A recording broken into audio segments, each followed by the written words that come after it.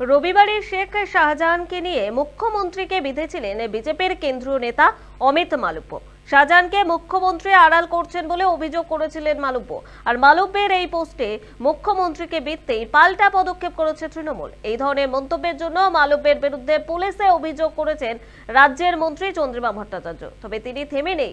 মঙ্গলবার ফের শাহজাহান প্রসঙ্গে মমতা বন্দ্যোপাধ্যায়কে বিঁধলেন বিজেপির এই কেন্দ্রীয় নেতা। এক্স হ্যান্ডেলে লিখলেন, কেন শাহজাহানের মতো মানুষদের মুখ্যমন্ত্রীর দরকার।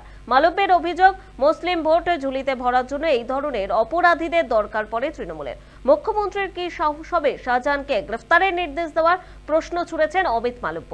কিন্তু তার পাল্টা দিলেন তৃণমূল মুখপাত্র কুণাল ঘোষ। বিজেপি শাসিত রাজ্যগুলিতে একের পর এক অপরাধমূলক ঘটনার উদাহরণ টেনে খোঁচা দিতে ছাড়ছেন না কুণাল ঘোষ।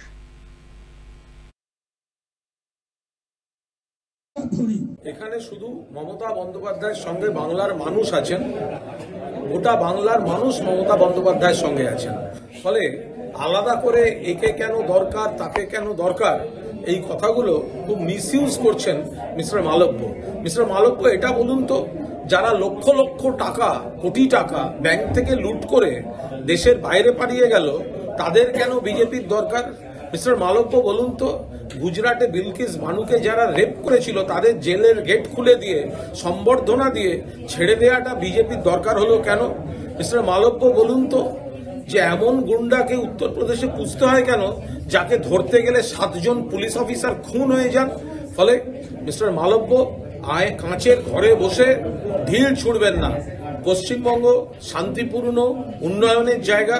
কোথাও বিজেপির প্ররোচনায় বা কোথাও কোনো জায়গায় বিচ্ছিন্ন কোনো ঘটনা ঘটলে সেটাকে দেখিয়ে রাজনীতি করবেন না। গোটা দেশকে আপনারা সর্বনাশের আখড়া বানিয়ে ছেড়েছেন।